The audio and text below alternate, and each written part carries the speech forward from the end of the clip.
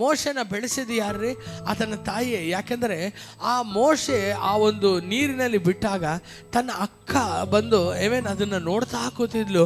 ಆಕೆ ಅದು ನೀರಲ್ಲಿ ಹರ್ಕೊಂಡು ಹೋಗ್ಬೇಕಾದ್ರೆ ಅದು ನೇರವಾಗಿ ಫರೋನ ಮಗಳ ಬಳಿಯಲ್ಲಿ ಆ ಒಂದು ಬುಟ್ಟಿ ಸಿಕ್ಕಾಗ ಆ ಮಗು ಅಳುವುದನ್ನು ನೋಡಿ ಆಕೆ ಮನಮರಗಿದಾಗ ಇವರ ಅಕ್ಕನೇ ಓಡೋಗಿ ಹೇಳ್ತಾಳೆ, ನಾನು ಯಾರಾದರೂ ಒಂದು ಇಬ್ರಿಯ ಸ್ತ್ರೀನ ಕರ್ಕೊಂಬರಲ್ಲ ಈ ಮಗುನ ಬೆಳೆಸ್ಕೊಡೋದಕ್ಕೆ ನಿನಗೆ ಎಂಬುದಾಗಿ.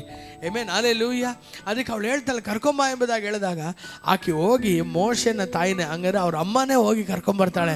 ಏನೆಂಬುದಾಗಿ, ಈ ಮಗುನ ನೋಡ್ಕೊಳ್ಳೋದಕ್ಕೆ ಕೆಲಸದವಳಾಗಿ ನಿನ್ನನ್ನು ಕರೆದಿದ್ದಾರೆ, ನೀ ಏನು ಹೇಳ್ಕೊಳಕ್ಕೆ ಹೋಗ್ಬೇಡ, ನೀ ಬಾಮ ಅಲ್ಲಿ, ನೀ ಬಂದು ಆ ಮಗುನ ಬೆಳೆಸೆಂಬುದಾಗಿ. ಹಲ್ಲೆಲೂಯಾ. ಆಕೆಯು ಹೆಸರು, ಆ ಒಂದು ಫರೋನ ಮಗಳು, ಆಕೆ ಆ ಒಂದು ಹೆಸರನ್ನು ಇಡ್ತಾಳೆ. ಏನೆಂಬುದಾಗಿ, ಈತನು ಮೋಶೆ ನೀರಿನಿಂದ ತೆಗೆಯಲ್ಪಟ್ಟವನು ಎಂಬುದಾಗಿ ಮಾತ್ರ. ಆದರೆ ಆತನು ಬೆಳೆದಿದ್ದೆಲ್ಲ ಒಂದು ಹೀಬ್ರಿಯ ಮನೆಯಲ್ಲಿ. ಹಲ್ಲೆಲೂಯಾ. ಅವರ ತಾಯಿ ಅವರಿಗೆ ಆದಂಥ ನೋವು ವೇದನೆಯನ್ನು ಹೇಳ್ಕೋಬೇಕಾದ್ರೆ ಮೋಶೆ ಒಳಗೆ ಒಂದು ವೈರಾಗ್ಯ ಏನೆಂಬುದಾಗಿ, ಈ ಜನರನ್ನ ಹೇಗಾದರೂ ಬಿಡುಗಡೆ ಮಾಡಬೇಕು, ಈ ಜನರನ್ನ ಈ ಒಂದು ಬಂಧನದಿಂದ ಹೇಗಾದರೂ ಬಿಡುಗಡೆ ಮಾಡಬೇಕು, ಈ ಜನರಿಗೆ ಒಳ್ಳೆಯ ಒಂದು ಹಾಲು ಜೇನು ಹರಿಯುವಂಥ ದೇಶದಲ್ಲಿ ಇವರು ಒಂದು ಸಮೃದ್ಧಿಯಾಗಿ ಸಂತೋಷವಾಗಿ ಇವರು ಬದುಕಬೇಕೆಂಬುವಂಥ ಒಂದು ಆಸೆ ಮೋಶೆ ಒಳಗಿತ್ತು. ಆದರೆ ದೇವರ ವಾಕ್ಯದಲ್ಲಿ ಬರೆಯಲ್ಪಟ್ಟಿದೆ, ಒಂದು ದಿನ ಆತನು ಏನು ಮಾಡ್ತಾನೆ, 2ನೇ ಅಧ್ಯಾಯದಲ್ಲಿ ನಾವು ನೋಡುವಾಗ, ವಿಮೋಚನಾ ಕಾಂಡ 2ನೇ ಅಧ್ಯಾಯದಲ್ಲಿ ಮೋಶೆಯು ಆತನು ಹೊರಗೆ ಬಂದಾಗ ಈ ಐಗುಪ್ತನೊಬ್ಬನು ಇಸ್ರೇಲನನ್ನು ಒಬ್ಬನ ಅವನ ಹೊಡೆಯುವುದನ್ನು ಕಂಡು, ಆತನ ಹಿಂಸಿಸುವುದನ್ನು ಕಂಡು ಮೋಶೆ ಏನು ಮಾಡ್ತಾನೆ ಹೇಳ್ರಿ, ಆತನು ಆ ಕಡೆ ನೋಡ್ತಾನೆ, ಯಾರು ಇಲ್ಲ ಎಂಬುದಾಗಿ ನೋಡಿದಾಗ ಆ ಒಂದು ಐಗುಪ್ತನನ್ನು ಹೊಡೆದುಕೊಂಡು ಅಲ್ಲಿ ಬಂದು ಆತನನ್ನು ಆ ಮರಳಲ್ಲಿ ಆತನು ಮುಚ್ಚಿ ಇಡ್ತಾನೆ. ಹಲ್ಲೆಲೂಯಾ. ಆ ದೇಹವನ್ನು ಮರಳಲ್ಲಿ ಸಮಾಧಿ ಮಾಡಿಬಿಡ್ತಾನೆ. ಹಲ್ಲೆಲೂಯಾ. ಅವತ್ತು ರಾತ್ರಿ ಮೋಶೆ ಜೀವನ ಹೆಂಗಿದಿರ್ಬೋದು ಅಂತ ನಾವು ಒಂದು ಬಾರಿ ಯೋಚನೆ ಮಾಡಿದೆ. ಅವತ್ತು ರಾತ್ರಿ ಎಲ್ಲ ಮೋಶೆ ಯೋಚನೆ ಮಾಡಿರ್ಬೋದು, ಸಾಕು ನನಗೆ ಈ ಧೈರ್ಯ ಸಾಕು. ಹಲ್ಲೆಲೂಯಾ. ಇವತ್ತು ಒಬ್ಬ ನಮ್ಮನ್ನು ಹೊಡೆಯುವವನನ್ನೇ ನಾವು ಹೊಡೆದ್ಬಿಟ್ಟೆ. ಹಲ್ಲೆಲೂಯಾ. ಇಸ್ರೇಲರನ್ನು ಬಾಧಿಸುವವನನ್ನೇ ನಾನು ಬಂದು ಇಲ್ಲದಂತೆ ಮಾಡಿಬಿಟ್ಟೆ. ಹಂಗಂದ್ರೆ ಪ್ರತಿ ದಿನ ಸಮಯ ಸಿಗಬೇಕಾದ್ರಲ್ಲ ಈ ರೀತಿ ಆ ಕಡೆ ಈ ಕಡೆ ನೋಡಿದಾಗ, ಯಾರು ಇಲ್ಲದೆ ಇರಬೇಕಾದ್ರೆ ನೋಡಿ ಐಗುಪ್ತ ದೇಶದಲ್ಲಿರುವಂಥ ಎಲ್ಲರನ್ನ ನಾವು ಬಂದು ಸಾಯಿಸಲಿಕ್ಕಿದ್ದೇನೆ, ಎಲ್ಲರನ್ನೂ ನಾನು ಬಿಡುಗಡೆ ಮಾಡಲಿಕ್ಕಿದ್ದೇನೆ ಎಂಬುದಾಗಿ ಆತನ ತೀರ್ಮಾನ ಮಾಡಿದ್ನು. ಹಲ್ಲೆಲೂಯಾ. ಎಲ್ಲರೂ ನಾನು ಹೇಳೋದನ್ನು ಕೇಳ್ತಾ ಇದ್ದೀರಾ? ಹಲ್ಲೆಲೂಯಾ. ದೇವರ ವಾಕ್ಯದಲ್ಲಿ ಬರೆಯಲ್ಪಟ್ಟಿದೆ ಪ್ರಿಯರೇ. ಆತನ ಒಳಗೆ ಒಂದು ವೈರಾಗ್ಯ ಏನೆಂಬುದಾಗಿ, ನನ್ನಿಂದ ಮಾಡಬಲ್ಲೆ, ನನ್ನಿಂದ ಆಗದೇ ಇರುವಂಥದ್ದು ಯಾವುದೂ ಇಲ್ಲ, ನಾನು ಶಕ್ತನಾಗಿದ್ದೇನೆ, ನನ್ನೊಳಗೆ ಜ್ಞಾನ ಇದೆ, ನನ್ನೊಳಗೆ ಬಲ ಇದೆ, ನನ್ನೊಳಗೆ ಎಲ್ಲ ಇದೆ ಎಂಬುದಾಗಿ ಮೋಶೆ ಒಳಗೆ ಒಂದು ದೊಡ್ಡ ಧೈರ್ಯ ಇತ್ತು. ನಾನು ಹಿಂಗೆ ಮಾಡಬೇಕು, ನಾನು ಅಂತೀಯಲ್ಲ, ಇದು ಯಾವ ನಾನು ನಡೆಯಲ್ಲ.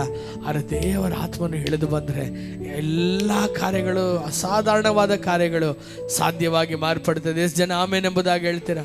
ಹಲ್ಲೆಲೂಯಾ. ಮೋಶೆ ಒಳಗೂ ಒಂದು ಛಲ ಇತ್ತು, ಮೋಶೆ ಒಳಗೂ ಒಂದು ವೈರಾಗ್ಯ ಇತ್ತು. ಹೇಗಾದರೂ ನಾನು ಸಂಪೂರ್ಣ ಇಸ್ರೇಲ್ ಜನರನ್ನ ಬಿಡುಗಡೆ ಮಾಡಬೇಕಂದ್ರೆ ಇಲ್ಲಿರುವಂಥ ಒಬ್ಬೊಬ್ಬರನ್ನು ನಾನು ನಾಶ ಮಾಡಿಸ್ಬೇಕಂತ. ಆದರೆ ಆತನು ಮರುದಿನವೇ ಆತನು ಆ ಒಂದು ದೇಶವನ್ನೇ ಬಿಟ್ಟು ಓಡೋಗಂಗೆ ಆಗೋಯ್ತು. ಹಲ್ಲೆಲೂಯಾ.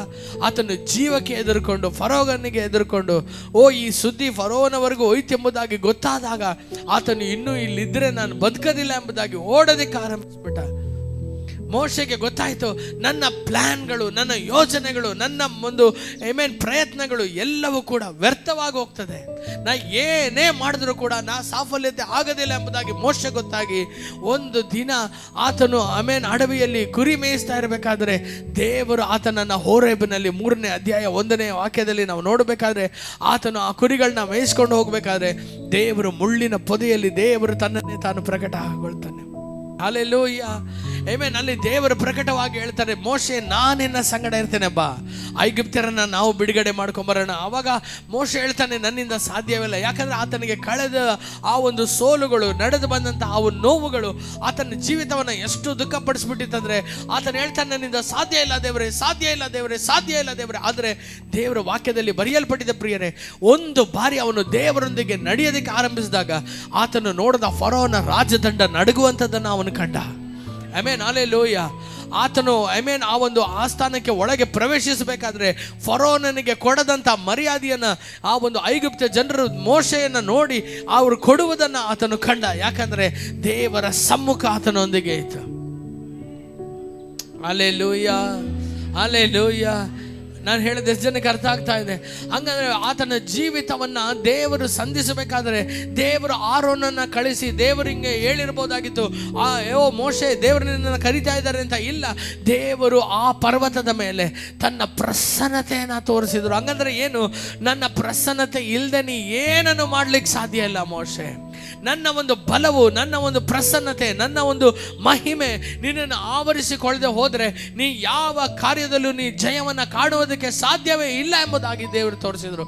ಇದನ್ನು ನಾವು ಏನನ್ನಾಗಿ ನೋಡ್ತೇವೆ? ಮುಳ್ಳಿನ ಪೊದೆಯ ಒಂದು ಅನುಭವವನ್ನು ಅಥವಾ ದೇವರ ಆತನನ್ನು ಕರೆದಿರುವಂಥದ್ದನ್ನು ನಾವು ನೋಡಿ ನಾವು ಅನ್ಕೋತೇವೆ ಅದು ಒಂದು ಭಾಗ. ಆದರೆ ಹೆಚ್ಚಾಗಿ ನಮ್ಮ ಕಣ್ಮುಂದೆ ಕಾಣಲ್ಪಡುವಂಥದ್ದೇನು? ಮೋಶೆ ಕೆಂಪು ಸಮುದ್ರವನ್ನು ವಿಭಾಗ ಮಾಡಿರುವಂಥದ್ದು, ಆ 10 ದೊಡ್ಡಂಥ ಅಳಿವುಗಳನ್ನು ಐಗುಪ್ತದ ಮೇಲೆ ತಂದಿರುವಂಥದ್ದು, ಆ ಫರೋಹನ ಮುಂದೆ ಆ ಸರ್ಪದಂತೆ ಆ ಒಂದು ಕೋಲು ಮಾರ್ಪಟ್ಟಿರುವಂಥದ್ದು, ಇದು ನಮ್ಮ ಕಣ್ಣು ಮುಂದೆ ಇರ್ತದೆ ಹೊರತು. ಆದರೆ ಮೋಶೆ ಮನಸ್ಸಿನಲ್ಲಿ ದಟ್ಟವಾಗಿ ಕುಳಿತುಕೊಂಡಂಥ ಒಂದು ಸತ್ಯ ಏನು ಗೊತ್ತಾ? ನಾನು ದೇವರ ಒಂದು ಪ್ರಸನ್ನತೆಯಲ್ಲಿದ್ದರೆ ಎಲ್ಲವೂ ಜಯವಾಗಿ ಮಾರ್ಪಡ್ತದೆ. ಎಷ್ಟು ಜನ ಆಮೇನ್ ಎಂಬುದಾಗಿ ಹೇಳ್ತೀರಾ? ಹಲ್ಲೆಲೂಯಾ. ನಾನು ಬಂದು ಕಳೆದ ಶುಕ್ರವಾರ ನಾನು ಹೇಳ್ತಾ ಇದ್ದೆ, ಯೇಸು ಸ್ವಾಮಿ ಅದ್ಭುತಗಳನ್ನ ನೋಡಿ ಶಿಷ್ಯರು ಕೇಳಲಿಲ್ಲ ಈ ರೀತಿಯಾಗಿ ಹೆಂಗೆ ಅದ್ಭುತ ಮಾಡೋದಂತ. ಆದರೆ ಯೇಸು ಸ್ವಾಮಿ ಪ್ರಾರ್ಥನೆಯಲ್ಲಿ ದೇವರ ಪ್ರಸನ್ನತೆಯಲ್ಲಿ ಇರೋದನ್ನು ಕಂಡು ಅವ್ರು ಕೇಳ್ತಾರೆ, ಹೆಂಗೆ ಪ್ರಾರ್ಥನೆ ಮಾಡೋದು ಹೇಳ್ಕೊಡಿ ಅಂತ. ಯಾಕಂದರೆ ಅದು ಮೇಲಾದದ್ದಾಗಿ ಅವರಿಗೆ ಕಾಣಲ್ಪಡ್ತು. ಎಷ್ಟು ಜನ ಆಮೇನ್ ಎಂಬುದಾಗಿ ಹೇಳ್ತೇವೆ? ಇವತ್ತು ದೇವರ ಸಭೆಯಾಗಿರುವಂಥ ನಾವು, ದೇವರ ಮಕ್ಕಳಾಗಿರುವಂಥ ನಾವು ಅದ್ಭುತಗಳ ಮೇಲೆ ಅಲ್ಲ ನಮ್ಮ ಮನಸ್ಸು ದೇವರ ಸಮ್ಮುಖದ ಮೇಲೆ ಇರಬೇಕು. ಹಲ್ಲೆಲೂಯಾ. ಅದ್ಭುತ ಇವತ್ತು ಏನು ಲಾಜರ್ನ ದೇವರು ಸಮಾಧಿಯಿಂದ ಎಬ್ಬಿಸಿದ್ರಲ್ವಾ? ಎಲ್ಲರಿಗೂ ಗೊತ್ತಿದೆ ಅಲ್ವಾ? ಲಾಜರ್ ಇವತ್ತು ಜೀವಂತವಾಗಿದ್ದಾನ? ಇಲ್ಲ, ಲಾಜರ್ ಮತ್ತೆ ಸತ್ತೋದಾರಿ. ಅವನ ಕಾಲ ಬಂದಾಗ, ಅವನ ಸಮಯ ಬಂದಾಗ ಆತನು ದೇವರಲ್ಲಿ ಅವನು ನಿದ್ರಿಸಿದ್ದು ನಿಜಾನೇ. ಅದ್ಭುತಗಳು ಏನೇ ಆದರೂ ಕೂಡ ಅದು ಒಂದು ತಾತ್ಕಾಲಿಕವಾದದ್ದು. ಆದರೆ ದೇವರ ಪ್ರಸನ್ನತೆ ಅದು ನಿರಂತರವಾದಂಥದ್ದು. ಎಷ್ಟು ಜನ ಆಮೇನ್ ಎಂಬುದಾಗಿ ಹೇಳ್ತೀರಾ? ಆತನನ್ನು ನಾವು ಎದುರು ನೋಡೋಣ, ಆತನ ಪ್ರಸನ್ನತೆ ನಾವು ಎದುರು ನೋಡುವವರಾಗಿರ್ಬೇಕು. ಆಮೇನ್, ಹಲ್ಲೆಲೂಯಾ. ಮೋಶೆ ಆಗಲಿಂದಲೇ ಆತನ ಮನಸ್ಸಿನಲ್ಲಿ ಒಂದು ತೀರ್ಮಾನ ಮಾಡ್ಕೊಬಿಟ್ಟ, ಏನಂತ? ಪ್ರಸನ್ನತೆ ಇಲ್ಲದೆ ನಾ ಬದುಕಲೇಬಾರ್ದು. ಎಷ್ಟು ಜನ ಈ ಒಂದು ದಿನ ಆ ತೀರ್ಮಾನವನ್ನು ಮಾಡಲಿಕ್ಕೆ ಬಯಸ್ತೇನೆ? ಪ್ರಸನ್ನತೆ ಇಲ್ಲದೆ ನಾ ಬದುಕಲೇಬಾರ್ದು, ಆ ಪ್ರಸನ್ನತೆ ನನ್ನನ್ನು ನಡೆಸದೆ ಹೋದರೆ ನಾನು ನಡಿಲೇಬಾರ್ದು ಎಂಬುದಾಗಿ ಒಂದು ಬಲವಾದಂಥ ಒಂದು ತೀರ್ಮಾನವನ್ನು ಅವನು ಮಾಡಿಬಿಟ್ಟ. ಅದಕ್ಕಾಗಿ ನಾವು ನೋಡ್ತೇವೆ, ಒಂದೊಂದು ಕಾರ್ಯಕ್ಕೂ ಮೋಶೆಯು ಸೀನಾಯಿ ಬೆಟ್ಟವನ್ನು ಹತ್ತುವಂಥದ್ದನ್ನು ನಾವು ನೋಡ್ತೇವೆ. ಒಂದೊಂದು ಕಾರ್ಯದಲ್ಲಿಯೂ ಮೋಶೆಯು ಆತನು ಕಟ್ಟಿದಂಥ ಆ ಒಂದು ಗೂಡಾರದೊಳಗೆ, ಆ ಒಂದು ಟ್ಯಾಬರ್ನಾಕಲ್ ಒಳಗೆ ಆತನು ಹೋಗಿ ಕುಳಿತುಕೊಂಡು ದೇವರ ಸಮ್ಮುಖದಲ್ಲಿ ಕಾದಿರುವುದನ್ನು ನಾವು ನೋಡ್ತೇವೆ. ಎಷ್ಟುವರೆಗೂ ಆತನು ಕಾಯೋದಕ್ಕೆ ಆರಂಭಿಸಿದ ಅಂದರೆ ಆತನು ಹಿಂತಿರುಗಿ ಬರದೇ ಇಲ್ಲ, ಅವನು ಸತ್ಯ ಹೋಗ್ಬಿಟ್ಟ ಎಂಬುದಾಗಿ ಆ ಜನ ಎಲ್ಲ ಸೇರಿಕೊಂಡು ಒಂದು ಬಸವವನ್ನು ಉಂಟು ಮಾಡಿ ಆರಾಧನೆ ಮಾಡುವಷ್ಟು ಕೂಡ ಮೋಶೆಯು ತಿರುಗಿ ಬರೋದಕ್ಕೆ ಮನಸ್ಸಿಲ್ಲದವನಾಗಿ. ಯಾಕೆ ಮೋಶೆ ಅಷ್ಟು ತಡವಾಗಬೇಕಾಗಿತ್ತು? ಮೋಶೆ ಹೇಳಿ ಹೋಗಿರ್ಬೋದಾಗಿತ್ತಲ್ವಾ? ಮೋಶೆ ಹೇಳಿರ್ಬೋದಾಗಿತ್ತು. ಮೋಶೆ ಹೇಳಿದ್ನೋ ಏನೋ ಗೊತ್ತಿಲ್ಲ ನಮಗೆ ಅಲ್ವಾ? ಹಲ್ಲೆಲೂಯಾ. ಅವ್ರು ಹೇಳಿರ್ಬೋದು, ನಾನು ಬಂದು ಒಂದು 4 ದಿನದಲ್ಲಿ ಬರ್ತೀನಿ ಅಂತ. ಆದರೆ ಹೋದ್ಮೇಲೆ ಆತನಿಗೆ ಆ ಪ್ರಸನ್ನತೆಯಲ್ಲಿ ಎಲ್ಲವನ್ನ ಮರೆತು ಹೋಗ್ಬಿಟ್ಟು. ಹಲ್ಲೆಲೂಯಾ. 20 ಲಕ್ಷ ಜನ ಕೈ ತಟ್ಟಿದ್ರಂದ್ರೆ ನಾವು ಏನಾಗ್ಬಿಡ್ತೀವ್ರಿ? ಮೇಲೆ ಪರಲೋಕಕ್ಕೆ ಹೋಗಿ ಬಂದ್ಬಿಡ್ತೀವಿ. ಹೌದಾ ಇಲ್ವಾ ಹೇಳ್ರಿ? ಹೌದಾ? ಕರೆಕ್ಟ್ ತಾನೆ? 20 ಲಕ್ಷ ಜನ ಮುಂದೆ ಕೂತ್ಕೊಂಡು ಸೀಟಿ ಹೊಡೆದು, ವಾ ನಿನ್ನಂಥ ನಾಯಕ ಯಾರು ಇಲ್ಲ, ವಾವ್ ನಿನ್ನ ಕೈಯಿಂದ ದೇವ್ರು ಏನೇನೆಲ್ಲ ಮಾಡ್ತಾನೆ ಅಂದ್ಬಿಟ್ರೆ ಆಯ್ತು ನಮ್ಮ ಕತೆ. ಹಲ್ಲೆಲೂಯಾ. ಆದರೆ ಅಷ್ಟು ಜನ ಮೋಶೆನ ಬಂದು ಒಂದು ದೇವರಿಗೆ ನೆಕ್ಸ್ಟ್ ಆಗಿ ನೋಡ್ತಾ ಇರುವಂಥ ಅಷ್ಟು ಉನ್ನತವಾದ ಸ್ಥಾನದಲ್ಲಿ ಇರಬೇಕಾದ್ರೆ ಆತನು ಸೀನಾಯಿ ಪರ್ವತದ ಮೇಲೆ ಹೋಗಿ ಎಲ್ಲ ಹೊಗಳಿಕೆನ, ಎಲ್ಲ ರೀತಿಯಾದಂಥ ಆ ಕೈ ಚಪ್ಪಾಳೆನ, ಎಲ್ಲ ರೀತಿಯಾದಂಥ ಆ ಒಂದು ಹೆಚ್ಚಳದ ಮಾತುಗಳನ್ನು ಮರೆತೋಗಿ ಒಬ್ಬ ದೇವರ ಸಮ್ಮುಖದಲ್ಲಿ ಕೂತ್ಕೋತಾನೆ ಅಂದರೆ ಆ ಜೀವಿತ ನಮಗೆ ಬೇಕು. ಎಷ್ಟು ಜನ ಆಮೇನ್ ಎಂಬುದಾಗಿ ಹೇಳ್ತಾರೆ? ದೇವ್ರೇ ನನಗೆ ಆ ಒಂದು ಜೀವನವನ್ನು ಕೊಡಿ ದೇವರೇ. ಹಲ್ಲೆಲೂಯಾ. ಮೋಶೆನ ತ್ಯಜಿಸುವಂಥ ಜನರಿದ್ದಿರ್ಬೋದು, ಗುಣಗುಟ್ಟುವ ಜನ ಇದ್ದಿರ್ಬೋದು, ಆದರೆ ನಾನು ಹೇಳ್ತೀನಲ್ಲ, ಆತನ ಮೂಲಕವಾಗಿ ದೇವರು ಮಾಡಿದ ಕಾರ್ಯಗಳಿಗೆ ಎಲ್ಲರಿಗೂ ಅವನ ಮೇಲೆ ಒಂದು ದೈವಿಕ ಭಯ ಇತ್ತು ರೀ. ದೈವಿಕ ಭಯ ಇದ್ದು, ಮೋಶೆ ಸಂಗಡ ದೇವರಿದ್ದಾರೆ ಅನ್ನುವಂಥ ಭಯ ಇತ್ತು. ಆ ಒಂದು ಭಯ ಇದ್ದಾಗಲೂ ಕೂಡ ಮೋಶೆಯು ಬಂದು ಯಾವುದನ್ನು ಎದುರು ನೋಡದೆ ದೇವರ ಸಮ್ಮುಖವನ್ನು ಹುಡುಕುವವನಾಗಿದ್ದ. ಆಮೇಲೆ ಹಲ್ಲೆಲೂಯಾ. ಎಷ್ಟು ಜನನ ಹೇಳೋದನ್ನು ಕೇಳ್ತಾ ಇದ್ದೀರಾ? Moses was a man of God's presence. Amen hallelujah. Bible ಹೇಳ್ತದೆ ಪ್ರಿಯರೇ, ಆಮೇನ್ ಯಾವಾಗ ಈ ಜನರು ಪಾಪ ಮಾಡಿಬಿಟ್ರು ಆವಾಗ ದೇವರು ಹೇಳ್ತಾರೆ, ಇನ್ಮೇಲೆ ನನ್ನ ದೂತನು ನಿಮ್ಮನ್ನು ನಡೆಸ್ತಾನೆ ಮೋಶೆ, ನೀವು ಹೋಗ್ರಿ ಎಂಬುದಾಗಿ ಹೇಳಿದಾಗ ಮೊದಲು ದೇವರು ಹೇಳ್ತಾರೆ ಇವ್ರನ್ನ ನಾಶ ಮಾಡಿಬಿಡ್ತೀನಿ ಅಂತಾರೆ. ಈತ ಹೇಳ್ತಾನೆ ಹಂಗೆ ನಾಶ ಮಾಡೋದಾದರೆ ನನ್ನನ್ನು ಸೇರಿಸಿ ನಾಶ ಮಾಡಿಬಿಡು ಅಂತ. ಅವಾಗ ದೇವರು ಆಮೇನ್ ಮನ ತಿರುಗಿಬಿಟ್ಟು ದೇವರೇ ಮನಸ್ಸು ಬದಲಾಯಿಸ್ಕೊಂಡು ದೇವರು ಹೇಳ್ತಾರೆ, ಮೋಶೆ ಸರಿ, ನಾನು ದೂತನ್ನ ಕಳಿಸ್ತೀನಿ ನಿಮ್ಮ ಮುಂದೆ, ಅವರು ನಿಮ್ಮನ್ನ ನಡೆಸ್ತಾರೆ, ನೀವು ನಾ ವಾಗ್ದಾನ ಮಾಡಿದ ದೇಶಕ್ಕೆ ಅವ್ರು ಹೋಗಿ ತಲುಪಲಿ ಅಂದಾಗ ಆತ ಹೇಳ್ತಾನೆ, ಒಳ್ಳೇದೇ ಅಲ್ವಾ. ಇವಾಗ ನೋಡಿ ನಾನೇನು ಹೇಳ್ತೇನೆ ಅಂದರೆ, ಕಾರ್ ಕಳಿಸಲ್ಲಪ್ಪ, ನಾನು ಬಂದು ಆಟೋ ಕಳಿಸ್ತೀನಿ ಅಂದರೆ ಹೆಂಗೋ ಹೋಗಿ ಸೇರಿದ್ರೆ ಸಾಕಲ್ಲ ಅಂತ ಯೋಚನೆ ಮಾಡ್ಬೋದಲ್ವಾ. ಹೋಗೋದು ಸೇಮ್ ಜಾಗನೇ ಅಲ್ವಾ. ದೇವ್ರು ಹೇಳ್ತಾ ಇದ್ದಾರೆ, ನಾನು ದೂತನ್ನ ಕಳಿಸ್ತೀನಿ, ಬಂದ್ಬಿಟ್ಟು ಅವ್ರಿಗೆ ಹಾಲು ಜೇನು ಅರಿಯೋ ದೇಶನ ಕೊಡ್ತೀನಿ, ಆಯಿತು ಅಂತ ಹೇಳಿದ್ರು ಮೋಶೆ ಹೇಳ್ತಾನೆ, ಇಲ್ಲ ನಿನ್ನ ಸಮ್ಮುಖ, ಹಲ್ಲೆಲೂಯಾ, ನಿನ್ನ ಪ್ರಸನ್ನತೆ ನಮ್ಮೊಂದಿಗೆ ನಡೀದೇ ಇದ್ದರೆ ನಾವು ಒಂದು ಹೆಜ್ಜೆನೂ ಇಡೋದಕ್ಕಾಗಲ್ಲ. Amen, hallelujah, amen. ನಾವು ಕ್ರೈಸ್ತರಾಗಿ ನಾವು ಏನು ಮಾಡ್ತೇವೆ, ಒಂದು ಬಾರಿ ಯೋಚನೆ ಮಾಡಿ ನೋಡಿ, ನಾವು ಯಾವುದೇ ಒಂದು ಕೆಲಸಕ್ಕೆ ಹೋಗುವಾಗಲಾಗಲಿ, ಯಾವುದೇ ಒಂದು ಕೆಲಸಕ್ಕೆ ಮಾಡೋದಕ್ಕಿಂತ ಮುಂಚೆ ಒಂದು ಪ್ರೇಯರ್ ಮಾಡ್ತೇವ? ನಾವು ಒಂದು ಪ್ರೇಯರ್ ಮಾಡ್ತೇವೆ, ದೇವ್ರೇ ಅಪ್ಪ ಈ ದಿನ ನಾವು ಹೊರಗೆ ಹೋಗ್ತಾ ಇದ್ದೀನಿ ದೇವ್ರೇ, ಆಮೆನ್, ಅವ್ರನ್ನ ಭೇಟಿ ಆಗೋದಕ್ಕೆ ಹೋಗ್ತಾ ಇದ್ದೇನೆ ದೇವರೇ, ನಿನ್ನ ಸಮ್ಮುಖ ನನ್ನೊಂದಿಗೆ ಬರಲಿ ಎಂಬುದಾಗಿ. Amen, hallelujah. ಪ್ರತಿಯೊಂದು ಸಮಯ ನಾವು ಊಟ ಮಾಡೋದಕ್ಕಿಂತ ಮುಂಚೆ ಒಂದು ನಿಮಿಷ ದೇವರೇ ಅಪ್ಪ ಯಾರಿಗೆಲ್ಲ ಈ ದಿನ ಹಸುವೆಯಲ್ಲಿ ಬಳಲುತ್ತಿದ್ದಾರೋ ಅವರಿಗೆ ದಯಪಾಲಿಸಿ ಅಪ್ಪ ದೇವರೇ, ಈ ಒಂದು ಆಹಾರಕ್ಕಾಗಿ ಸ್ತೋತ್ರ ಎಂಬುದಾಗಿ ನಾವು ಒಂದು ಪ್ರಾರ್ಥನೆ ಮಾಡ್ತೇವೆ. Amen, hallelujah. ಇದು ನಮ್ಮನ್ನೇ ನಾವು ಪರೀಕ್ಷಿಸ್ಕೊಳ್ಬೇಕಾದಂಥ ಒಂದು ಕಾರ್ಯ. ಬೆಳಗ್ಗೆ ಎದ್ಬಿಟ್ಟು ಆಮೆನ್, ಮುಂಜಾನೆಯಲ್ಲಿ ದೇವರೇ ಈ ಒಂದು ದಿನ ನಾನು ನಿಮ್ಮ ಕರಗಳಲ್ಲಿ ಅರ್ಪಿಸ್ಕೊಡ್ತೇನೆ ದೇವರೇ, ಈ ದಿನ ನಾನು ಯೋಚನೆ ಮಾಡಿರೋಂತೆ ಅಲ್ಲ ದೇವರೇ, ನಿನ್ನ ಸಮ್ಮುಖ ನನ್ನನ್ನು ನಡೆಸಬೇಕು, ನೀ ಮುಂದೆ ನಡಿಬೇಕು ದೇವರೇ. ನೀ ಇದ್ದರೆ ಅಪ್ಪ ಈ ಒಂದು ದಿನ ಜಯದ ದಿನವಾಗಿರ್ತದೆ, ಇಲ್ಲದೇ ಇರುವಂಥ ದಿನವಾಗಿರ್ತದೆ, ದುಃಖ ಇಲ್ಲದೇ ಇರುವ ದಿನ ಆಗಿರ್ತದೆ, ಕೈತನ ಇಲ್ಲದೆ ಇರುವಂಥ ದಿನವಾಗಿರ್ತದೆ. ನೀವು ಆಳ್ವಿಕೆ ಮಾಡಿರಿ ಅಂತ ಆ ದಿನವನ್ನು ಒಪ್ಪಿಸ್ಕೊಟ್ಟು ನೋಡ್ರಿ. ಸಂಜೆಯಲ್ಲಿ ನೀವು ದುಃಖದಿಂದ ಮಲಗೋದಿಲ್ಲ, ನೀವು ಸಂತೋಷದಿಂದ ದೇವರಿಗೆ ಥ್ಯಾಂಕ್ಸ್ ಹೇಳಿ ಮಲಗ್ತೀರಾ. ದೇವರೇ, ನೀ ಕೊಟ್ಟಂಥ ಅದ್ಭುತವಾದ ದಿನಕ್ಕಾಗಿ ನನಗೆ ಸ್ತೋತ್ರ ಎಂಬುದಾಗಿ. Amen, hallelujah, hallelujah, hallelujah. ನಾವು ವಾಕ್ಯದಲ್ಲಿ ನಾವು ನೋಡಬೇಕಾದ್ರೆ ಯೋಶುವ ಆಮೆನ್ 3ನೇ ಅಧ್ಯಾಯದಲ್ಲಿ ಆಮೆನ್ 1ನೇ ವಾಕ್ಯ ಹೇಳ್ತದೆ, ಮೋಶೆ ತೀರ್ಕೊಂಡ ನಂತರ ದೇವರಿಗೆ ಯೋಶುವನ ಬಳಿಯಲ್ಲಿ ಬಂದನು. Amen, hallelujah. ಮೋಶೆ ಇನ್ನೂ ಇಲ್ಲ ರೀ, ಮೋಶೆ ತೀರ್ಕೊಬಿಟ್ಟ, ಮೋಶೆದು ಜೀವನ ಮುಗಿದೋಯ್ತು. ದೇವರೇ ಮೋಶೆನ ಮಣ್ಣು ಮಾಡಿದ್ರು ಎಂಬುದಾಗಿ ದೇವರ ವಾಕ್ಯದಲ್ಲಿ ಬರೆಯಲ್ಪಟ್ಟಿದೆ. Amen, hallelujah. ಅದು ಒಂದು ಪರ್ವತದ ಮೇಲೆನೆ ಆತನನ್ನ ದೇವರು ಕರ್ಕೊಂಡು ಹೋದ್ರು. Amen, hallelujah. ಆ ಒಂದು ಹಾಲು ಜೇನು ಹರಿಯುವಂತ ಆ ಒಂದು ಕಾನನನ್ನ ದೇವರು ಮೋಶೆಗೆ ತೋರಿಸಿದನು ಎಂಬುದಾಗಿ ದೇವರ ವಾಕ್ಯದಲ್ಲಿ ಬರೆಯಲ್ಪಟ್ಟಿದೆ. ಆದರೆ ಈ ಪ್ರಯಾಣದಲ್ಲಿ ಇನ್ನೂ ಸ್ವಲ್ಪ ಪ್ರಯಾಣ ಉಳಿದಿದೆ. ಇವರು ಎಲ್ಲ ಇಸ್ರಾಯೇಲ್ ಜನರು ಐಗುಪ್ತದಿಂದ ಹೊರಗೆ ಬಂದವರು, ಅವರು ಕಾನಾನ್ ಒಳಗೆ ಪ್ರವೇಶಿಸಿಲ್ಲ, ಇನ್ನು ಅವರು ವಾಗ್ದಾನ ಮಾಡಿರುವಂತಹ ದೇಶವನ್ನ ಇನ್ನೂ ಅವರು ಸ್ವಾತಂತ್ರಿಸಿಕೊಂಡಿಲ್ಲ. ಆ ಒಂದು ಸಮಯದಲ್ಲಿ ದೇವರು ಯೋಶುವನ ಬಳಿಯಲ್ಲಿ ಬಂದ್ಬಿಟ್ಟು, ಯೋಶುವನ ಬಳಿಯಲ್ಲಿ ಏನಂತ 1ನೇ ಅಧ್ಯಾಯದಲ್ಲಿ ಮಾತನಾಡ್ತಾರೆ ಅಂದರೆ, ಮೋಶೆಯ ಸಂಗಡ ಇದ್ದ ಹಾಗೆ ನಾನಿನ್ನ ಸಂಗಡ ಇರ್ತೇನೆ. ಹಲ್ಲೆಲೂಯಾ. ನಾ ಹೇಳೋದು ಎಷ್ಟು ಜನಕ್ಕೆ ಅರ್ಥ ಆಗ್ತದೆ? Amen, hallelujah. ಮೋಶೆಯ ಸಂಗಡ ಇದ್ದ ಹಾಗೆ ನಾನು ನಿನ್ನ ಸಂಗಡ ಇರ್ತೇನೆ, ನಿನ್ನ ವಿರುದ್ಧವಾಗಿ ಒಬ್ಬನು ಎದುರು ನಿಂತು ಜಯಿಸಲಾರನು.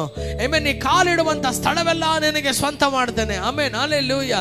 ಜೀವಮಾನ ಕಾಲವೆಲ್ಲ ನಿನಗೆ ಯಾರು ಕೂಡ ಜಯಿಸೋದಕ್ಕೆ ಸಾಧ್ಯವಿಲ್ಲದ ಹಾಗೆ ನಾನು ನಿನ್ನನ್ನು ಘನಪಡಿಸ್ತೇನೆ ಎಂಬುದಾಗಿ ದೇವರು ಆಮೆನ್ ಮೋಶೆಯ ಒಂದು ಆಶೀರ್ವಾದವನ್ನ, ಮೋಶೆಯ ಮೇಲಿದ್ದಂಥ ಆ ಒಂದು ವರಗಳನ್ನು ಹಾಗೆ ಯೋಶುವನ ಜೀವಿತದಲ್ಲಿ ಮಾತನಾಡುವಂಥದ್ದನ್ನು ನಾವು ನೋಡ್ತೇವೆ. Amen, hallelujah, hallelujah.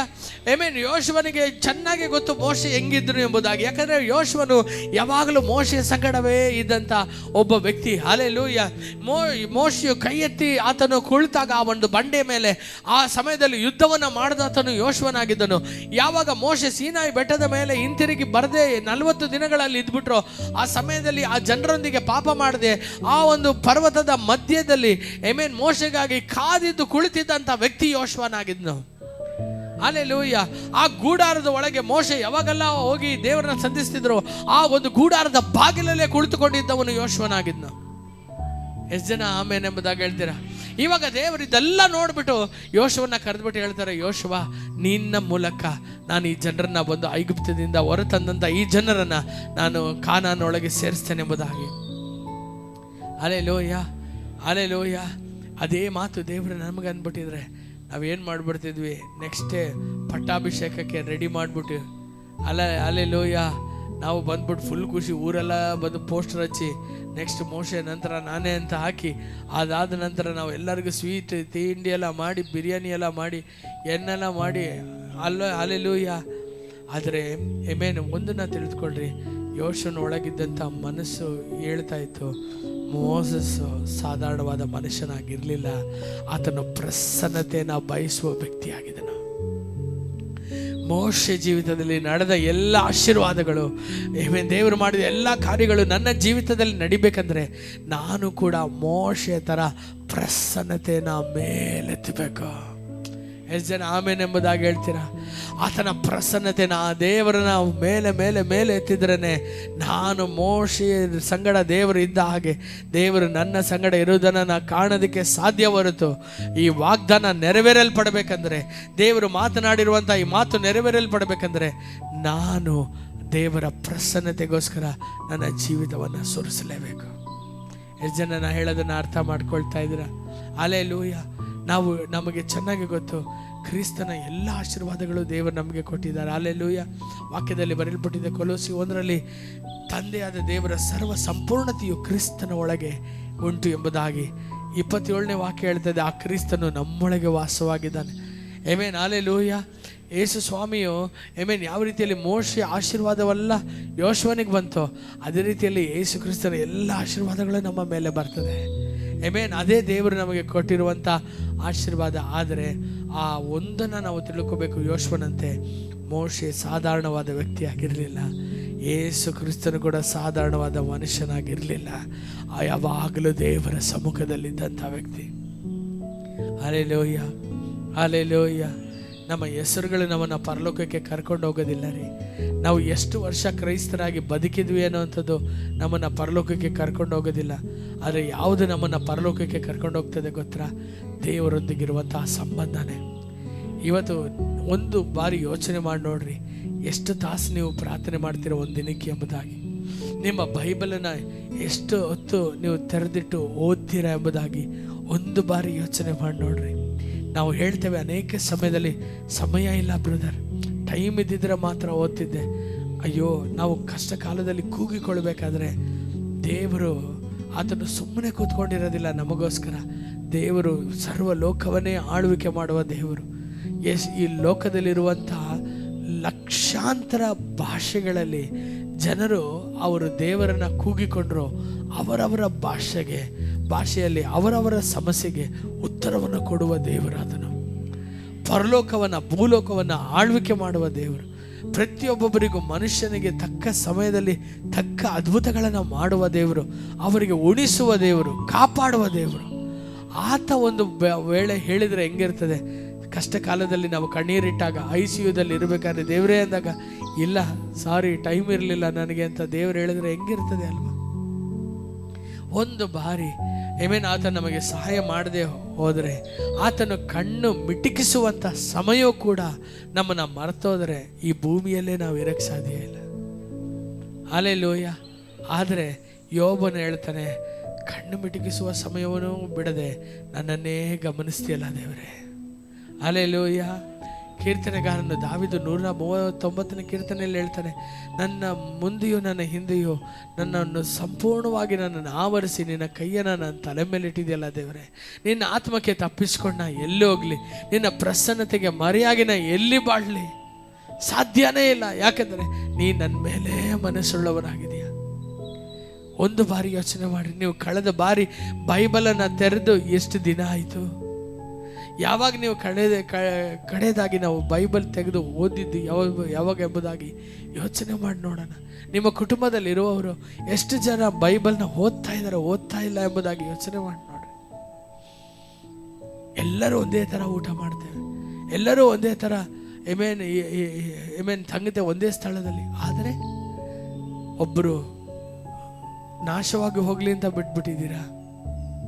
ದೇವರ ಪ್ರಸನ್ನತೆ ಇಲ್ಲದೆ ಒಬ್ಬನೂ ಬದುಕೋದಕ್ಕೆ ಸಾಧ್ಯ ಇಲ್ಲ. ದೇವರ ವಾಕ್ಯದಲ್ಲಿ ಬರೆಯಲ್ಪಟ್ಟಿದೆ, 3ನೇ ಅಧ್ಯಾಯದಲ್ಲಿ ಯೋಶುವನು ಒಂದು ತೀರ್ಮಾನ ಮಾಡ್ತಾನೆ ಏನೆಂಬುದಾಗಿ. ಅದೇ ದೇವರ ವಾಕ್ಯದಲ್ಲಿ ನಾವು ನೋಡುವಾಗ 3ನೇ ವಾಕ್ಯ ಹೇಳ್ತದೆ ಏನೆಂಬುದಾಗಿ. ಆ ಒಂದು ಪ್ರಸನ್ನತೆ ಪೆಟ್ಟಿಯು ಜನರಿಗೆ ಈ ರೀತಿಯಾಗಿ ಯೋಶುವ ಹೇಳಿ ಕಳಿಸ್ತಾರೆ. ಆ ಪ್ರಸನ್ನತೆ ಪೆಟ್ಟಿಯು ಮಾತ್ರವಲ್ಲದೆ ಆ ಲೇವಿಯರು ಆ ಒಂದು ಪ್ರಸನ್ನತೆ ಪೆಟ್ಟಿಯನ್ನು ಹೊತ್ತುಕೊಂಡು ಅವರು ಸ್ಥಳವನ್ನು ಬಿಟ್ಟು ಅವರು ಹೊರಡುವಾಗ ನೀವು ಅವರ ಹಿಂದೆ ಹಿಂಬಾಲಿಸಿರಿ. ನೀವು ಆ ಸ್ಥಳದಿಂದ ಎದ್ದೇಳಬೇಕು. ನೀವು ನಿಮ್ಮ ಇಷ್ಟದಂತೆ ಅಲ್ಲ, ದೇವರ ಪ್ರಸನ್ನತೆ ಹೇಗೆ ನಡೆಸ್ತದೋ, ದೇವರ ಪ್ರಸನ್ನತೆ ಹೇಗೆ ಹೋಗ್ತದೋ ಹಾಗೇನೆ ನಾವು ಹಿಂದೆ ಹೋಗ್ಲಿಕ್ಕಿದ್ದೇವೆ. ಯಾಕೆಂದರೆ ಮೋಶೆ ಮಾಡಿದ್ದು ಹಾಗೇನೆ. ಮೋಶೆ ಯಾವುದನ್ನು ಹಿಂಬಾಲಿಸಿದ್ದು? ಮೋಶೆ ಆ ಮೇಘ ಸ್ತಂಭವನ್ನು, ಅಗ್ನಿ ಸ್ತಂಭವನ್ನು ಹಿಂಬಾಲಿಸಿದ್ದರಿಂದಲೇ ನಾವು ಇದುವರೆಗೂ ಕಾನಾನ್ ಪಕ್ಕದಲ್ಲಿ ಬಂದು ನಾವು ನಿಂತಿದ್ದೇವೆ. ಯೋರ್ದಾನ್ ದಾಟಿಬಿಟ್ರೆ ಇನ್ನು ಕಾನಾನ್ ಆರಂಭಗೊಳ್ಳುವಂಥ ಒಂದು ಸ್ಥಳ, ವಾಗ್ದಾನದ ಸ್ಥಳ ಆರಂಭವಾಗುವಂಥ ಸ್ಥಳ ಅದು. ಇಲ್ಲಿವರೆಗೂ ಬಂದಿದ್ದೇವೆ ಅಂದರೆ ಮೋಶೆಯು ದೇವರ ಸಮ್ಮುಖವನ್ನು ಆತನು ಘನಪಡಿಸಿದ್ದು. ಈಗಲೂ ಕೂಡ ನೀವು ಲೇವಿಯರು ಆ ಒಂದು ಪ್ರಸನ್ನತೆ ಪೆಟ್ಟಿಯನ್ನು ತೆಗೆದುಕೊಂಡು ಅವರು ನಡೆಯುವಾಗ, ಅದು ರಸ್ತೆ ಆಗಿರಲಿ, ಅದು ಕಾಡಾಗಿರಲಿ, ಅದು ಗುಡ್ಡವಾಗಿರಲಿ, ಅಥವಾ ನೀರ ಮೇಲೆ ಕಾಲಿಟ್ಟರು ಕೂಡ ನೀವು ಧೈರ್ಯದಿಂದ, ಈ ಸಮ್ಮುಖ ನನ್ನನ್ನು ಸಾಯಗೊಳಿಸುವಂಥ, ನನ್ನನ್ನು ಕೊಲ್ಲುವಂಥ ಸಮ್ಮುಖ ಅಲ್ಲ, ಇದು ನನ್ನನ್ನು ಬದುಕಿಸುವಂಥ ಸಮ್ಮುಖ ಎಂಬುದಾಗಿ ನೀವು ಧೈರ್ಯವಾಗಿ ಅದನ್ನು ಹಿಂಬಾಲಿಸಿರಿ. ಎಷ್ಟು ಜನ ಆಮೇನ್ ಎಂಬುದಾಗಿ ಹೇಳ್ತೀರ? ಆಮೇನ್, ಹಲ್ಲೆಲೂಯಾ. ಈ ಲೋಕದಲ್ಲಿ ಯಾರೇ ನಿಮ್ಮನ್ನು ಮೋಸ ಮಾಡಿದ್ರು, ಎಂಥ ವ್ಯಕ್ತಿಗಳು, ನೀವು ನಂಬಿದ ಸ್ನೇಹಿತರೋ, ಬಂಧುಗಳೋ, ಅಥವಾ ಹೆತ್ತವರೋ ಅಥವಾ ಮಕ್ಕಳೋ, ಯಾರು ನಿಮ್ಮನ್ನು ಮೋಸ ಮಾಡಿದ್ರು ಕೂಡ ದೇವರ ಸಮ್ಮುಖ ನಿಮ್ಮನ್ನು ಮೋಸ ಮಾಡೋದೇ ಇಲ್ಲ. ಎಷ್ಟು ಜನ ಆಮೇನ್ ಎಂಬುದಾಗಿ ಹೇಳ್ತೀರಾ? ದೇವರ ಸಮ್ಮುಖ ಅದು ಒಳಿತನ್ನೇ ಮಾಡುವಂಥ ಒಂದು ದೇವ ಸಮ್ಮುಖ, ಅದು ಮಾರ್ಪಡದೇ ಇರುವಂಥ ದೇವ ಸಮ್ಮುಖ, ಅದು ಎಂದಿಗೂ ಮುಖ ಎತ್ತಿಕೊಳ್ಳದೇ ಇರುವಂಥ ದೇವ ಸಮ್ಮುಖ, ಅದು ಎಂದಿಗೂ ಕೂಡ ಚೈತನ್ಯಗೊಳಿಸುವಂಥ ದೇವರ ಸಮ್ಮುಖ ಅದು. ಹಲ್ಲೆಲೂಯಾ. ಆ ಸಮ್ಮುಖ ನಿಮ್ಮ ಮುಂದೆ ನಡೆಯುವಾಗ ನೀವು ಎದ್ದು ಅದನ್ನು ಹಿಂಬಾಲಿಸ್ರಿ. ನಿಮ್ಮನ್ನೇ ನೀವು ಈ ದಿನ ಪರಿಶುದ್ಧಪಡಿಸಿಕೊಳ್ಳ್ರಿ. ನಾಳೆ ನಿಮ್ಮ ಮಧ್ಯದಲ್ಲಿ ದೇವರು ದೊಡ್ಡ ಕಾರ್ಯವನ್ನು ಮಾಡ್ತೇನೆ ಎಂಬುದಾಗಿ ಹೇಳಿದ ಕೂಡಲೇ ನೀವು ವಾಕ್ಯವನ್ನು ನೋಡ್ರಿ. 7ನೇ ವಾಕ್ಯದಲ್ಲಿ, ದೇವರ ವಾಕ್ಯದಲ್ಲಿ ಬರೆಯಲ್ಪಟ್ಟಿದೆ, ದೇವರ ಸಮ್ಮುಖವನ್ನು ನೀವು ಘನಪಡಿಸುವಾಗ ದೇವರು ನಿಮ್ಮನ್ನು ಘನಪಡಿಸ್ತಾರೆ. ಎಷ್ಟು ಜನ ಆಮೇನ್ ಎಂಬುದಾಗಿ ಹೇಳ್ತೀರಾ? Amen, hallelujah. When you honour God's presence, ದೇವರ ಪ್ರಸನ್ನತೆಯನ್ನು ನೀವು ಯಾವಾಗ ಘನಪಡಿಸ್ತೀರೋ ಆಗ ದೇವರು ನಿಮ್ಮನ್ನು ಘನಪಡಿಸ್ತಾನೆ. ಎಷ್ಟು ಜನ ನಂಬ್ತೀರಾ? ದೇವರು ನಮ್ಮನ್ನು ಘನಪಡಿಸೋದಕ್ಕೆ ಬೇರೆ ಯಾವ ಶಾರ್ಟ್ ರೂಟ್ ಇಲ್ಲ ರೀ. ಆಮೇನ್, ಹಲ್ಲೆಲೂಯಾ. ನಾವು ಏನನ್ನ ಕೊಡೋದಕ್ಕೆ ದೇವರಿಗೆ ಸಾಧ್ಯ ಹೇಳ್ರಿ? ವಾಕ್ಯ ಹೇಳ್ತದೆ, ಭೂಮಿಯು ಅದರಲ್ಲಿರುವಂಥದ್ದು ಎಲ್ಲವೂ ಯೆಹೋವನದೇ, ಎಲ್ಲವೂ ಯೆಹೋವನದೇ. ಏನಂತ ಕೊಡ್ತೀರಾ? ದೇವರೇ ನಾನು ಕಾಣಿಕೆಯನ್ನು ಕೊಡ್ತೇನೆ. ದೇವ್ರು ಹೇಳ್ತಾರೆ ಅದು ನನ್ನದೇ. ದೇವರೇ ನಾನು ಕೂದಲನ್ನ ಕೊಡ್ತೀನಿ. ದೇವ್ರು ಹೇಳ್ತಾರೆ ಅದು ನನ್ನದೇ, ಎಲ್ಲವೂ ನನ್ನದೇ. ಏನೇನ ಕೊಡ್ಬೋದು? ಹೃದಯದಿಂದ ಒಂದು ಮನಸ್ಸಾರೆ ಬಂದು ದೇವರನ್ನ ಆರಾಧಿಸ್ಬೋದು. ದೇವರೇ ನಿನ್ನ ಹಾಗೆ ಯಾರೂ ಇಲ್ಲ, ನನ್ನ ಪ್ರಾಣ ಆತ್ಮ ಶರೀರವನ್ನು ಒಪ್ಪಿಸ್ಕೊಟ್ಟು ನಿನ್ನನ್ನು ಸ್ತುತಿಸ್ತೇನೆ ದೇವರೇ. ನಿನ್ನ ಪ್ರಸನ್ನತೆಯನ್ನು ನಮ್ಮ ಮೇಲೆತ್ತೇನೆ ದೇವರೇ. ನೀನು ಎಷ್ಟು ಉನ್ನತನೆಂಬುದಾಗಿ ನಿನ್ನನ್ನು ಹಾಡಿ ಹೊಗಳ್ತಾನೆ ದೇವರೇ. ಅದೊಂದೇ ನಮ್ಮಿಂದ ಮಾಡ್ಲಿಕ್ಕೆ ಸಾಧ್ಯ. Hallelujah. You cannot give anything to God except your praises in the presence of God. ವಾಕ್ಯ ಹೇಳ್ತದೆ, ನಾನು ಈ ದಿನದ ಮೊದಲುಗೊಂಡು ನಾನು ನಿನ್ನನ್ನು ಘನಪಡಿಸ್ತೇನೆ. ಅಷ್ಟೇ ಅಲ್ಲ, ಮುಂದೆ ವಾಕ್ಯ ಓದಿ, ನಾನು ಮೋಶೆಯ ಸಂಗಡ ಇದ್ದ ಹಾಗೆ. ಆಮೇನ್, ಹಲ್ಲೆಲೂಯಾ. ಸೊ ಇದನ್ನ 1ನೇ ಅಧ್ಯಾಯದಲ್ಲೇ ದೇವರು ಹೇಳಿದ್ರು ಅಲ್ವಾ, ನಾ ಮೋಶೆಯ ಸಂಗಡ ಇದ್ದ ಹಾಗೆ ನಾನು ನಿನ್ನ ಸಂಗಡ ಇರುವೆನೆಂಬುದಾಗಿ. ಆದರೆ ಅದು ಪ್ರಾಕ್ಟಿಕಲ್ ಆಗಿ ಎಲ್ಲಿ ಪ್ರಕಟಗೊಳ್ಳುತ್ತದೆ? ಯಾವಾಗ ನೀವು ದೇವರ ಸಮ್ಮುಖವನ್ನು ಹುಡುಕ್ತಿರೋ ಆವಾಗ ಮೋಶೆಯ ಸಂಗಡ ಇದ್ದ ಹಾಗೆ ದೇವರು ನಿಮ್ಮ ಸಂಗಡ ಇರ್ತಾರೆ. ಯಾವಾಗ ದೇವರ ಪ್ರಸನ್ನತೆಯಲ್ಲಿ ತುಂಬಲ್ಪಡ್ತಿರೋ ಆವಾಗಲೇ ಯೇಸು ಕ್ರಿಸ್ತನೊಂದಿಗೆ ಇದ್ದು ಅದ್ಭುತ ಮಾಡಿದ ಹಾಗೆ ದೇವರು ನಮ್ಮ ಜೀವಿತದಲ್ಲಿಯೂ ನಮ್ಮ ಮೂಲಕವೂ ಕಾರ್ಯಗಳನ್ನ ಮಾಡ್ತಾರೆ. ಎಷ್ಟು ಜನ ಆಮೇನ್ ಎಂಬುದಾಗಿ ಹೇಳ್ತೇವೆ? Hallelujah, hallelujah. ಭಾನುವಾರ ಬಂದ್ವಿ, ಅದು ಒಳ್ಳೆ ಒಂದು ಪ್ರಸಂಗನ ಕೇಳಿದ್ವಿ ಎಂಬುದಾಗಿ ನಾವು ಹಿಂತಿರುಗಿ ಹೋಗ್ತೀವ ಅಥವಾ ಇಲ್ಲ? ದೇವರೇ, ಇನ್ಮೇಲೆ ನಾವೊಂದು ತೀರ್ಮಾನ ಮಾಡ್ತೇನೆ, ನಿನ್ನ ಸಮ್ಮುಖದಲ್ಲಿ ನಾ ಕಾದಿರೋದಕ್ಕೆ. ಅಪ್ಪ, ಮುಂಜಾನೆಯಲ್ಲಿ ಎದ್ದು ಅಪ್ಪ ಸೂರ್ಯನ ನಾನು ನೋಡೋದಕ್ಕಿಂತ ಮುಂಚೆ ನೀತಿಯ ಸೂರ್ಯನಾದ ದೇವರೇ ನಿನ್ನನ್ನು ನಾನು ಕಾಣಬೇಕು, ನಿನ್ನ ಪ್ರಸನ್ನತೆಯಲ್ಲಿ ನಾನು ಬದುಕಬೇಕು. Hallelujah, hallelujah. ಒಂದು ತೀರ್ಮಾನ ಇರಲಿ, ಎಲ್ಲರಿಗಿಂತ ಹೆಚ್ಚಾಗಿ ನಾನು ಇನ್ನೊಂದಿಗೆ ಮಾತನಾಡ್ತೇನೆ ದೇವರೇ. ಯಾಕೆ ಅಂದರೆ ನನಗೆ ಪ್ರಾಮುಖ್ಯತೆ ನೀನೇನೆ ಜೀವಿತದಲ್ಲಿ. ಪ್ರಸನ್ನತೆ ನೀನೇ, ನಿನ್ನ ಪ್ರಸನ್ನತೆ ನನಗೆ ಮೇಲಾದದ್ದು. ಯಾವಾಗ ನೀವು ಹಂಗೆ ಮಾಡ್ತಿರೋ, ದೇವ್ರ ವಾಕ್ಯದಲ್ಲಿ ಬರೆಯಲ್ಪಟ್ಟಿದೆ, ಈ ದಿನದ ಮೊದಲುಗೊಂಡು. ಯಾವ ದಿನ ನೀವು ದೇವರ ಸಮ್ಮುಖಕ್ಕೆ ನೀವು ಪ್ರಾಮುಖ್ಯತೆ ಕೊಡ್ತಿರೋ ಅದೇ ದಿನಾನೇ ದೇವರು ನಿಮ್ಮನ್ನು ಘನಪಡಿಸ್ತಾರೆ. ಎಷ್ಟು ಜನ ಆಮೇಲೆ ಎಂಬುದಾಗಿ ಹೇಳ್ತೀರಾ? Hallelujah. The day when you give honor to the presence of God, the very day itself God will honor you. ಒಂದು ಕಾರ್ಯವನ್ನು, ಈ ಸೀಕ್ರೆಟ್ನ ಮರಿಬೇಡ್ರಿ. ನೀವು ಯಾವತ್ತು ದೇವರನ್ನ ಪ್ರಸನ್ನತೆನ ನೀವು ಮೇಲೆತ್ತಿದ್ದೀರೋ ಅವತ್ತೇ ದೇವರು ಹೇಳ್ತಾರೆ, from this day, from this year ಅಲ್ಲ, ಫ್ರಮ್ ದಿಸ್ ಮಂತ್ ಅಲ್ಲ, ದೇವರು ಹೇಳ್ತಾರೆ from this day I will honour you. ಮೋಶೆ ಸಂಗಡ ಇದ್ದ ಹಾಗೆ ನಾನು ನಿನ್ನ ಸಂಗಡ ಇರ್ತೇನೆ ಎಂಬುದಾಗಿ ಇಸ್ರೇಲ್ ಜನರು ನೋಡ್ತಾರೆ. ಹಂಗಂದ್ರೆ ಏನು? ಆತನು ಹೋದ, ಮೋಶೆ ಕೆಂಪು ಸಮುದ್ರ 2 ಭಾಗವಾಗಿ ನಿಂತ್ಕೋತು. ಯೋಶುವನು ಈ ಒಂದು ಲೇವಿಯರನ್ನ ಕಳಿಸಿದಾಗ ಏನಾಯ್ತು ರೀ? ಯೋರ್ದಾನ್ 2 ಆಗಿ ನಿಂತ್ಬಿಡ್ತು. ಹಲ್ಲೆಲೂಯಾ. ಯೋರ್ದಾನ್ ಬಂದು ಹರಿಯದೆ ನಿಂತು ಹೋಗ್ಬಿಡ್ತು. ನನ್ನ ಪ್ರೀತಿಯ ದೇವ್ರ ಜನರ ಒಂದನ್ನು ತಿಳ್ಕೊಳ್ರಿ, ಇಷ್ಟು ದಿನ ಅಲ್ಲಿದ್ದಂಥ ಇಸ್ರೇಲ್ ಜನರು ಏನನ್ನ ನಂಬಿದ್ರು ಗೊತ್ತಾ? ಮೋಶೆ ಕೋಲೆತ್ತಿದ ಕೆಂಪು ಸಮುದ್ರ ವಿಭಾಗ ಆಯಿತು. ಹಲ್ಲೆಲೂಯಾ. ಇವಾಗ ಅವ್ರಿಗೆ ಇದ್ದಿದ್ದ ಚಿಂತೆ ಏನು? ಈ ಯೋರ್ದಾನ ಯಾರು ಓಪನ್ ಮಾಡ್ತಾರೆ ಅಂತ. ಆದರೆ ಯೋಶುವ ಮೋಶೆ ಥರ ಒಂದು ಕೋಲ್ನ ತಗೊಂಡು ಆತನು ಆ ಒಂದು ಯೋರ್ದಾನ್ ಮೇಲೆ ಒಂದೇಟು ಹಾಕಿ ಬಂದ್ಬಿಟ್ಟು, ಮೋಶೆಯ ದೇವರ ನಾಮದಲ್ಲಿ ಏನು ಹೇಳಿದ್ರ? ಇಲ್ಲ. ಅಷ್ಟು 20 ಲಕ್ಷ ಜನರಿಗೆ ಅರ್ಥ ಆಗದೇ ಇರುವಂಥ ಒಂದು ಸತ್ಯ ಯೋಶುವನಿಗೆ ಚೆನ್ನಾಗಿ ಅರ್ಥ ಆಗಿತ್ತು. ಏನಂದರೆ, ಮೋಶೆ ಕೈ ಎತ್ತಿದ್ದು ನಿಜಾನೇ, ಆದರೆ ಆ ಒಂದು ಕೆಂಪು ಸಮುದ್ರವನ್ನು ವಿಭಾಗ ಮಾಡಿದ್ದು ದೇವರ ಸಮ್ಮುಖವೇ. ಎಷ್ಟು ಜನ ಆಮೇಲೆ ಎಂಬುದಾಗಿ ಹೇಳ್ತೀರಾ? ಮೋಶೆ ಕೈ ಎತ್ತಿದ್ದು ನಿಜಾನೇ, ಆ ಕೋಲನ್ನು ಎತ್ತೋದಕ್ಕೆ ದೇವರು ಹೇಳಿದ್ದು ನಿಜಾನೇ, ಆದರೆ ಈ ಜನಕ್ಕೆ ಆ ದಿನ ಅರ್ಥ ಆಗಲಿಲ್ಲ. ಈ ಮಂಕ್ ಜನಕ್ಕೆ ಇವತ್ತಾದರೂ ಒಳಗೆ ಪ್ರವೇಶಿಸಬೇಕಾದ್ರೂ, ಕಾನಾನೊಳಗೆ ಹೋಗೋಂಥ ಸಮಯದಲ್ಲಾದರೂ ಇವರಿಗೆ ಅರ್ಥ ಆಗಲಿ. ಅದು ಯಾವ ಮನುಷ್ಯ ಬಲದಿಂದ ಅಲ್ಲ, ದೇವರ ಪ್ರಸನ್ನತೆಯಿಂದಲೇ. ಅದಕ್ಕೆ ಯೋಶುವ ಮುಂದೆನೇ ಹೋಗಲಿಲ್ಲ. ಆತನು ಯಾಜಕರನ್ನು ಮುಂದೆ ಕಳಿಸಿ, ದೇವರ ಸಮ್ಮುಖವನ್ನು ಮುಂದೆ ಕಳಿಸಿ, ಆ ಯಾಜಕರು ಹೊತ್ತಂಥ ಆ ಪ್ರಸನ್ನತೆ ಪೆಟ್ಟಿಯನ್ನು ಹೊತ್ತಂಥ ಯಾಜಕರು ತಮ್ಮ ಕಾಲನ್ನು ನೀರಿನಲ್ಲಿ ಇಟ್ಟಿದ ಕೂಡಲೇ ಆ ಒಂದು ತುಂಬಿ ಹರಿತಿದ್ದಂಥ ಯೋರ್ದಾನನು ಹಾಗೇ ನಿಂತು ಬಿಡುತ್ತಲ್ಲ. ಆವಾಗ ಗೊತ್ತಾಯಿತು ಆ ಜನಕ್ಕೆ, ಇದು ಮೋಶೆಯಿಂದ ಅಲ್ಲ, ಮೋಶೆಯ ದೇವರಿಂದಲೇ. ಎಷ್ಟು ಜನ ಆಮೇಲೆ ಎಂಬುದಾಗಿ ಹೇಳ್ತೀರಾ? ಅದಕ್ಕೆ ದೇವರು ಹೇಳಿದ್ರು, ಮೋಶೆ ರೀತಿಯಲ್ಲಿ ನಾನು ನಿನ್ನ ಸಂಗಡ ಇದ್ದೇನೆ ಎಂಬುದಾಗಿ ಅವ್ರಿಗೆ ಗೊತ್ತಾಗ್ತದೆ. ಹಂಗಂದ್ರೆ ಏನು? ಸಮುದ್ರಗಳು ವಿಭಾಗ ಆಗ್ತದೆ. ಮೋಶೆಯ ಸಮಯದಲ್ಲಿ ಯಾವ ರೀತಿಯಲ್ಲಿ ಒಂದು ನೀರು 2 ಆಗಿ ವಿಭಾಗ ಆಯಿತು, ಅದೇ ರೀತಿಯಲ್ಲಿ ನಿನ್ನ ಮೂಲಕವೂ ನಾನು ಮಾಡ್ತೇನೆ. ಆವಾಗ ಅವ್ರಿಗೆ ಗೊತ್ತಾಗ್ತದೆ, ಮೋಶೆಯೊಂದಿಗೆ ಇದ್ದ ನಾನು ನಿನ್ನೊಂದಿಗಿದ್ದೇನೆ ಎಂಬುದಾಗಿ.